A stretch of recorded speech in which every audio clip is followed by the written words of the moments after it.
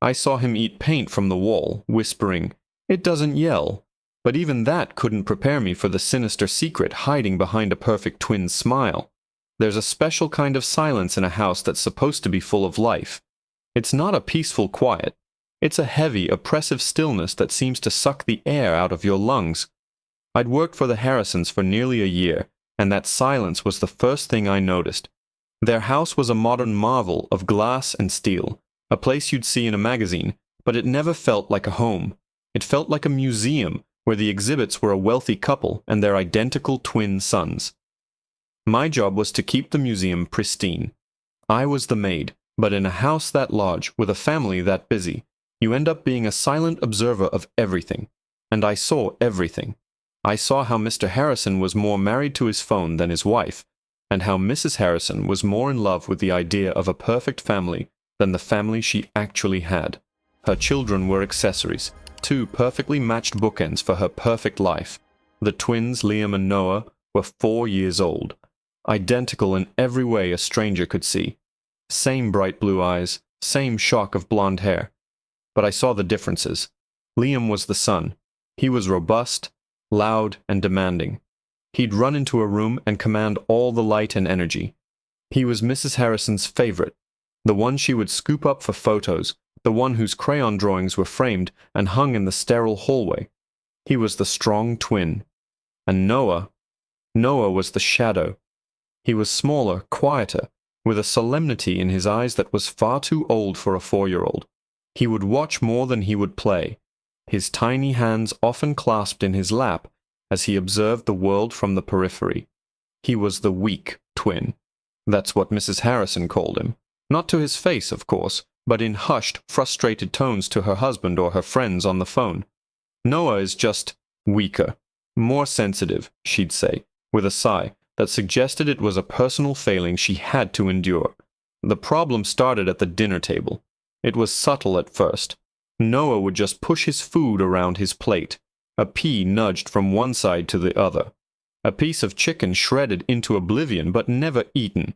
Mrs. Harrison, with her militant obsession with control, implemented a one-bite rule. Noah had to take one bite of everything. It became a nightly battle. The beautiful, minimalist dining room would turn into a silent war zone. Liam would be happily wolfing down his food, while Noah would sit there, his tiny face pale, staring at the fork in his hand like it was an instrument of torture. "Noah, eat," Mrs. Harrison would command, her voice low and tight. "Just one bite. Don't be difficult." His little chin would tremble. He'd lift the fork, his hand shaking, bring it halfway to his mouth, and then his whole body would seize up. He'd start to gag, a dry, heaving sound that made my own stomach clench from where I stood by the kitchen door, pretending to be busy. "Stop being so dramatic," she'd snap, her perfectly manicured nails tapping an impatient rhythm on the glass table. "You're doing this for attention." But I saw his eyes. It wasn't a bid for attention. It was terror. Pure, unadulterated terror. I tried to intervene once, suggesting maybe he had a sore throat or a tummy ache. She shot me a look so cold it could have frozen fire. "I think I know my own son, Clara," she said, dismissing me with a flick of her wrist. "He is a picky eater, and I will not indulge it." Weeks turned into a month, and the shadow that was Noah began to shrink. The soft roundness of his cheeks sharpened into angles. His already pale skin became almost translucent. Dark circles formed under his big, sad eyes. He had no energy to play, often just sitting on the rug in the playroom while his brother built towers and crashed toy cars around him. My heart ached every time I looked at him. I started sneaking him things I thought he might eat, a plain cracker, a slice of apple, but he would just shake his head, his eyes wide with fear, and push my hand away. He was afraid. But afraid of what? The food? Or his mother? The breaking point for me came on a Tuesday night. Mrs. Harrison had made a shepherd's pie. Noah sat there for an hour, staring at the dollop of mashed potato on his plate. He hadn't touched it. Mr. Harrison had long since retreated to his study. Liam was excused to go play. It was just mother and son, locked in their silent standoff. Finally, Mrs. Harrison stood up, her face a mask of fury. She grabbed Noah's fork, scooped up a big mouthful of potato, and tried to force it into his mouth. Noah started screaming. It was a raw, panicked sound that clawed at the walls. He twisted his head, knocking the fork away. Mashed potato splattered across his cheek and the pristine white wall behind him. Mrs. Harrison dropped the fork with a clatter. For a second, I thought she was going to hit him. Instead, she just stared at the mess on the wall, her expression one of utter disgust. "Fine," she hissed. "Go to your room. No stories. Nothing. You can sit there and think about how you've disappointed me." He scrambled from his chair and ran, his sobs echoing down the long, empty hall. I spent the next hour scrubbing potato off the wall, a knot of dread tightening in my stomach. This wasn't just picky eating. Something was terribly, horribly wrong. Later that night, long after the house had fallen into that heavy silence, I couldn't sleep. The image of Noah's terrified face was burned into my mind. I kept thinking about how frail he'd felt when I'd helped him with his pajamas earlier. His little shoulder blades felt like a bird's wings under his shirt. On a gut feeling, I slipped out of my room in the staff quarters and padded silently down the hallway toward the boys' bedroom. The parents' master suite was on the other side of the house. They'd never hear me. As I approached their door, which was always left slightly ajar, I heard a sound. It wasn't crying. It was a soft rhythmic rustling, followed by a tiny muffled crunch. My brows furrowed. What was that? It sounded almost like a little mouse, gnawing on something. My heart started to pound. Quietly, I pushed the door open just a few inches more, peering into the dark room, lit only by the faint glow of a dinosaur nightlight in the corner. Liam was fast asleep in his bed, snoring softly. I scanned the room for Noah. His bed was empty. My blood ran cold. I pushed the door open fully, my eyes darting around the room, and then I saw him. He was huddled in the far corner by the toy chest, his back to me. The rustling and crunching sound was coming from him. Relief washed over me for a split second. He was eating.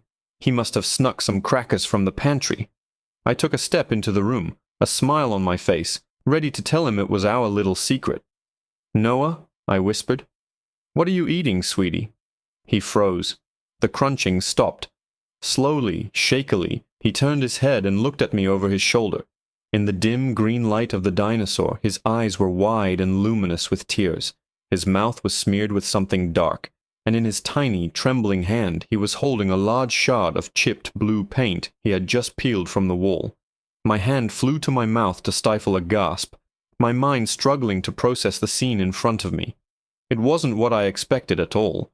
It was so much worse. My heart slammed against my ribs, a frantic drum in the dead quiet of the room. Paint chips. He was eating the wall.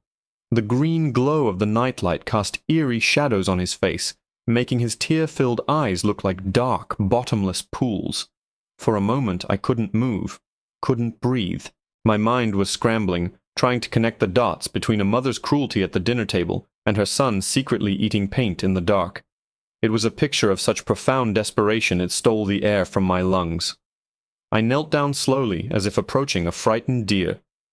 "Noah," I whispered, my voice barely a thread of sound. "Sweetheart, please don't eat that. That will make your tummy hurt so badly." He flinched, pulling the paint chip closer to his chest, guarding it. A fresh tear spilled over and traced a clean path through the blue-gray dust on his cheek. "It's quiet," he mumbled, his voice so small I almost didn't hear it. "It doesn't yell." The words were a physical blow. I felt them in my gut. He wasn't eating because he was hungry for food. He was starving for peace, for a single moment where he wasn't the center of a battlefield. I gently reached out my hand, palm up. "Can I see it, Noah? I won't be mad. I promise. We'll get you some water, okay?" He hesitated, his wide, terrified eyes searching my face for any sign of the anger he was so used to. After a long moment, his little fingers uncurled, and he dropped the shard of paint into my palm. It felt heavy, like a piece of evidence from a crime scene. I carefully wrapped it in a tissue from my pocket, and then gently guided him to the ensuite bathroom. I cleaned his face and hands with a warm washcloth, my movements slow and deliberate. He didn't fight me. He just stood there, limp and exhausted, his small body trembling almost imperceptibly. After he drank a full glass of water, I tucked him back into his bed. He curled into a tight ball and was asleep almost instantly, as if the effort of his secret ritual had completely drained him. I stood over him for a long time, the paint chip in my pocket feeling like a burning coal. I couldn't let this go. This wasn't picky eating. This was a child in crisis. My job be damned. I had to do something. The next morning, I waited until Mr. Harrison had left for the city and the boys were occupied in the playroom with their nanny. I found Mrs. Harrison in the kitchen, scrolling through her phone at the marble island, a cup of untouched green tea beside her, the picture of calm, controlled perfection. My heart was hammering, but I kept my voice steady. "Mrs. Harrison, I need to speak with you about Noah. It's important." She didn't look up from her phone. "If this is another attempt to tell me he has a tummy ache, Clara, I'm not interested. He needs to learn." "It's not that," I said, stepping closer. "Last night I found him in his room. He was eating paint from the wall." That got her attention. She slowly lowered her phone, her brow furrowed, not with concern but with annoyance. "What did you say?" "He was peeling paint from the wall by the toy chest and eating it," I repeated, my voice clear and firm. "He said it was because the food makes you angry." A flicker of something, shame maybe, crossed her face before it was replaced by a hard, defensive mask. "That is the most absurd thing I have ever heard. He's 4. He's saying things for attention because you keep coddling him. You probably put him up to it." I was stunned. "Why would I ever do that? I have the piece of paint right here if you'd like to see it. Mrs. Harrison, this is serious. It's a condition called pica. It can be caused by stress or a nutritional deficiency. It can lead to lead poisoning. He needs to see a doctor." She stood up then, her chair scraping harshly against the polished floor. Her face was pale with rage. "Let me be perfectly clear, Clara. You are the maid. You are here to clean my house and do the laundry. You are not a psychologist, you are not a doctor, and you are certainly not a parent. You will not diagnose my children, and you will not tell me how to raise them. Noah is a difficult, manipulative child, and this is just another one of his games. If I hear one more word of this nonsense from you, you will be fired. Do you understand me?" Her words were like ice chips, sharp and cold. I just stood there, speechless, as she picked up her phone and her tea and swept out of the room, leaving me alone in the cavernous, silent kitchen. The message was clear. The museum was to remain pristine. No ugly truths were allowed to smudge the glass. For the rest of the day, I felt a cold dread settle in my bones. I was powerless. If I called child services, it would be my word against the wealthy, well-respected Harrisons. They would say I was a disgruntled employee. I'd lose my job, my reference, and Noah would be left in this silent prison with no one looking out for him at all. I had to be smarter. I had to watch. I had to find something undeniable, something they couldn't possibly explain away. That night at dinner, I observed the family with a new, terrifying clarity. It was grilled chicken, roasted sweet potatoes, and steamed broccoli. A healthy, colorful meal. Liam, as usual, dug in with gusto, chattering about his day. Noah sat like a statue, his fork untouched, his eyes fixed on his plate. Mrs. Harrison shot him a warning look, but was too busy texting to engage in the nightly battle. Liam finished his meal in record time. "All done, Mommy," he announced proudly, holding up his clean plate. "Good boy, Liam," Mrs. Harrison praised without looking up. "You see, Noah, your brother is a big, strong boy. He eats his dinner." I watched, my eyes narrowing, as Liam slid down from his chair. As he passed behind his brother's high chair, he did something I'd never noticed before. It was fast, almost too fast to see. He reached out, and with one finger, ever so slightly, pushed Noah's glass of water closer to the edge of the tray. It was a tiny, deliberate movement, an invitation to an accident. Noah didn't seem to notice. He just sat there, shrinking in his chair. But I saw it, and a horrible, sickening thought began to bloom in my mind. A new weed in the already poisoned garden of this perfect family. I'd been so focused on the mother, on her coldness and her cruelty. I had been so convinced she was the only monster at the table. Then I saw it. Under the table, completely hidden from his parents' view, Liam's foot snaked out and hooked around the leg of Noah's high chair. He gave it a sharp, almost imperceptible tug. The high chair wobbled violently. Noah cried out in alarm, his hands flailing, and knocked the precariously placed glass of water. It crashed to the floor, shattering everywhere. Mrs. Harrison shot up from her seat, her face contorted with rage, her focus entirely on Noah. "For God's sake, Noah, can you not do one thing right?" But I wasn't looking at her. I was looking at Liam. He was standing by the doorway, feigning shock. But for a split second, before he composed his face into a mask of childish concern, I saw his expression. It wasn't shock. It was a cold, chilling smile of triumph.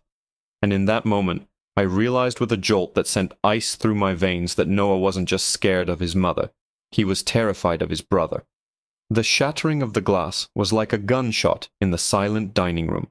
Water and shards sprayed across the floor. Mrs. Harrison's fury was immediate and volcanic. "Noah!" she shrieked, all of her frustration from the day, the week, the month, finally finding its target. "Look at this mess. You're clumsy. You're difficult, and you're doing this on purpose." Noah was sobbing, real, heartbroken sobs, his small body shaking with fear and shock. But my eyes were locked on Liam. The triumphant smirk had vanished, replaced by a perfect little mask of concern. "Oh no, Noah," he said, his voice dripping with faux sympathy. "You made a big oopsie." He even ran over to his mother, burying his face in her expensive trousers, as if frightened by the commotion he himself had orchestrated. "It's okay, my sweet boy," Mrs. Harrison cooed, stroking Liam's hair, her voice instantly softening for her favored son. Her glare then returned to Noah, twice as hard. "Go to your room. Now. I can't even look at you." As I cleaned up the broken glass, my hands were shaking. It was a performance, a carefully staged play, and I was the only one in the audience who realized the hero was actually the villain. Liam had set his brother up with a subtlety and cunning that was terrifying in a 4-year-old. Pushing the glass, shaking the chair, they were small, deniable actions. To their parents, it would just look like Noah being his usual clumsy and weak self. I looked over at Noah, who was now huddled at the top of the stairs, watching me with those big, haunted eyes. He wasn't just a victim of neglect. He was a victim of psychological warfare, waged by his own twin. This changed everything. The paint-eating, the refusal to eat, was it just about his mother's anger? Or was it something more? Was he afraid that if he ate, something else would happen? Was his brother poisoning his food? The thought was so monstrous, so outlandish, that I almost dismissed it. But then I remembered the cold, calculating look in Liam's eyes. It wasn't the look of a normal child. I had to know. I had to have proof. A maid's intuition wasn't enough to fight the Harrisons. I needed irrefutable evidence. The next day, I told Mrs. Harrison that I was concerned about pests in the pantry and suggested installing a small security camera, a cheap nanny cam I had bought online weeks ago for my own peace of mind in the staff quarters. "Just to see if it's mice or something bigger," I explained. She waved a dismissive hand, more concerned with her Pilates schedule than potential vermin. Fine, whatever, Clara. Just handle it." I didn't put the camera in the pantry. That afternoon, during the boys' nap time, I installed it in the dining room. I found the perfect spot, tucked away on a high shelf behind a decorative vase. It had a clear view of the entire table, especially the boys' 2 high chairs. I felt a surge of adrenaline, my heart pounding with a mixture of fear and determination. I was crossing a line, but for Noah, I would cross 1,000. For 2 days, nothing happened. The nightly dinner ritual played out as usual. Noah pushed his food around, Mrs. Harrison simmered with resentment, and Liam acted the part of the perfect son. I started to wonder if I had imagined it, if the stress of the situation was making me see malice where there was only childish mischief. I checked the camera footage each night on my phone, scrubbing through hours of an empty room, fast-forwarding through the tense, miserable meals. I saw nothing. Then came Friday. Mr. and Mrs. Harrison were going out for a gala. They had a babysitter coming, a young girl from the neighborhood who mostly just watched TV after the boys were in bed. I was in charge of their dinner. This was my chance. I could prepare something simple, something Noah might actually eat, and observe without Mrs. Harrison's oppressive presence tainting the air. I made the macaroni and cheese from a box, a kid-friendly classic, with some cut-up hot dogs. I placed 2 identical bowls on their high chair trays. I sat at the table with them, feigning a relaxed demeanor. "Here you go, boys," I said with a smile. "Yummy mac and cheese." Liam dug in immediately, shoveling cheesy pasta into his mouth. Noah just stared at his bowl. He looked at the food, then at his brother, then back at the food. His little hands were clenched into fists on his tray. "It's okay, Noah," I said softly. "It's just mac and cheese. See, it's good." I took a bite from a separate plate I'd made for myself. Liam swallowed a huge mouthful and then looked directly at Noah. "My mac and cheese has magic sprinkles on it," he said, his voice loud and clear. "It makes me big and strong." He then looked at Noah's bowl. "Yours doesn't have sprinkles. Yours has, yucky bug poison, Mommy told me." My blood ran cold. I stared at Liam, my fork frozen halfway to my mouth. "Liam, that is not a nice thing to say," I said, trying to keep my voice even. "That's not true, and you know it." "Is too," he insisted, puffing out his chest. He pointed a cheesy finger at Noah's bowl. "It's poison. If you eat it, you'll get a big tummy ache and have to go to the doctor forever and ever." Noah's face crumpled. A single tear rolled down his cheek and dripped onto his uneaten macaroni. He looked from his brother's gleeful face to the food on his tray, and the terror I saw in his eyes was absolute. It all clicked into place. The gagging, the refusal to eat, the fear. It wasn't just his mother's anger. It was his brother's daily insidious threats. Liam was systematically starving his twin with fear. "That's enough, Liam," I said, my voice sharp now. I couldn't hide my anger. I took Noah's bowl away, my mind racing. I had it on camera. The conversation, the threat. It was all recorded. This was the proof I needed. Later that evening, after the babysitter had arrived and the boys were in bed, I sat in my room, my hands shaking as I rewound the footage on my phone. There it was, clear as day. Liam's cruel words, Noah's terrified reaction. My heart ached for that poor little boy, but I also felt a surge of triumph. I had them. Mrs. Harrison could not dismiss this. She couldn't call this a game. This was tangible, verbal abuse. My plan was to show her the footage first thing in the morning. I would sit her down and force her to watch what her strong son was doing to his weak brother. I saved the video file, my finger hovering over the screen. But then a thought occurred to me. The camera had been recording all day. I hadn't checked the earlier footage. I had only been focused on dinner. On a whim, I started scrolling back through the afternoon. I saw myself setting the table. I saw the empty room. Then I saw something that made me stop. The footage was from about an hour before dinner. I had been in the kitchen preparing the food. The dining room was empty. Then Liam entered the frame. He was supposed to be in the playroom. He dragged a small stool over to the dining table, his movements quick and stealthy.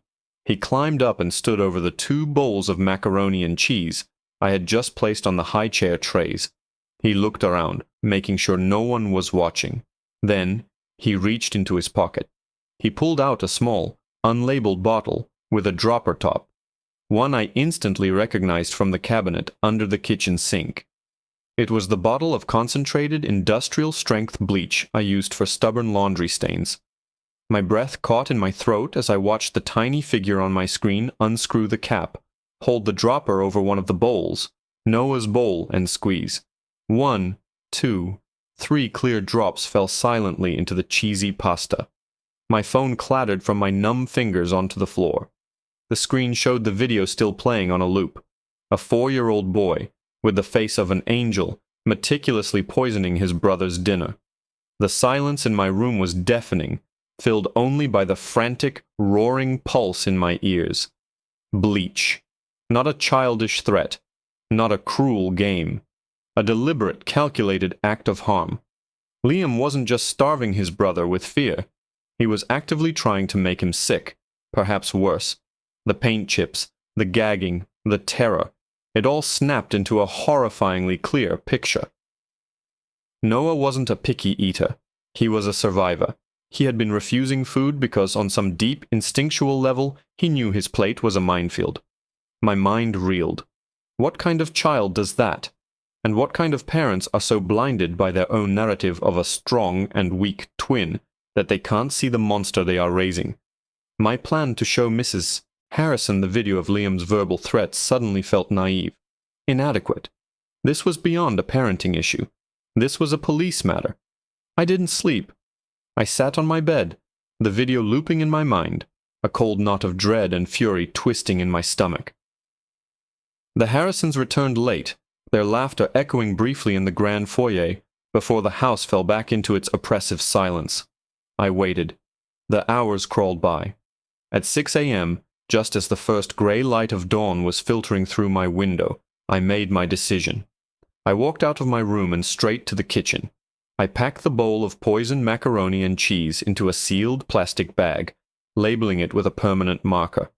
I downloaded the video file from the camera to a USB drive. Then I walked upstairs. I didn't knock on the Harrisons' door.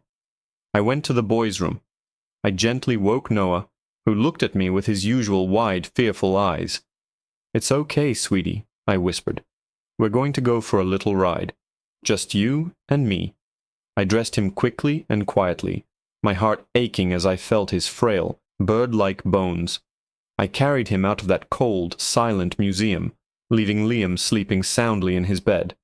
My first stop was the emergency room. I couldn't risk that he'd ingested even a tiny amount of the bleach on a previous occasion, or that the paint chips had caused internal damage. I needed to have him checked out immediately. I walked into the ER, holding a sleepy Noah in my arms, and told the triage nurse, "I believe this child is being systematically poisoned by his twin brother, and I have evidence." The reaction was immediate. They whisked Noah away for examination, and a hospital social worker and a police officer were at my side within minutes. I sat in a sterile, windowless room and told them everything. I started from the beginning. The parents' neglect, the weak twin label, the dinner table battles, the discovery of the paint eating, and finally, the video. I handed the officer the USB drive. He plugged it into his laptop right there and then. I watched his face as he viewed the footage. His professional calm slowly dissolved, replaced by a look of sheer, unadulterated shock. He looked from the screen to me, then back to the screen. He didn't say a word, just rewound it and watched it again. The social worker, a kind woman with weary eyes, just shook her head slowly, her expression one of profound sadness. When Noah's blood work came back, it showed anemia and low-level signs of chemical ingestion, consistent with my story. My heart both broke and soared. He would be okay, and I had been right to bring him here. The fallout was swift and spectacular. The police went to the Harrison house that morning. I can only imagine the scene, the perfect couple, woken by officers at their door, their carefully constructed world shattering around them. They were taken in for questioning on charges of criminal negligence. Their denial, I was later told, was vehement, their outrage palpable. But the video was undeniable. Confronted with the footage of their angelic son dropping bleach into his brother's food, their story crumbled. Liam was taken into emergency foster care and immediately put into intensive psychiatric evaluation. The doctors found he had a profound lack of empathy and displayed early-onset conduct disorder, likely exacerbated by his parents' favoritism and his mother's narcissistic tendencies. He saw his twin not as a brother, but as a rival for a scarce resource, his parents' affection. His solution was simple and terrifying: eliminate the competition. The story became a local sensation, a cautionary tale for the wealthy elite. The poisonous twin, the tabloids called it. The Harrisons' perfect life was dismantled, their reputation ruined. They lost custody of both children. And Noah? He was my victory. The social worker, seeing the bond we'd formed, asked if I would be willing to act as his temporary foster carer, while a more permanent solution was found. I said yes without a moment's hesitation. I quit my job at the empty museum and moved us into my small, humble apartment. The first few weeks were hard. Noah was a ghost of a boy, silent and watchful, still terrified of food. I never forced him. I would just put a plate of simple food, a piece of toast, some sliced banana near him while I ate my own meal. I talked to him, sang to him, read him stories, filling the silence not with pressure but with warmth. One evening, about a month after we left that house, I was eating a bowl of soup. Without a word, Noah slid off the couch, walked over, and pointed a tiny finger at my bowl. "Try?" he whispered, his voice barely audible. Tears sprang to my eyes. I nodded, my throat too thick to speak. I got him a small spoon and a tiny bowl of his own. He watched me, then dipped his spoon in and took a tentative, shaky sip. He swallowed. Then he took another, and another. He ate the whole bowl. It wasn't just soup he was consuming, it was trust. It was safety. Today, Noah is 6. He's still a quiet, gentle soul, but his silence is no longer born of fear. It's a peaceful, thoughtful quiet. His cheeks are full. His laughter, when it comes, is a beautiful, bright sound that fills every corner of my small home. I officially adopted him last year. He's my son. Sometimes at night, I watch him sleep, and I think about that night I found him eating paint from the wall. I think about how a maid's late-night discovery didn't just save his life, it gave him one, and in doing so, it gave me one too. We saved each other.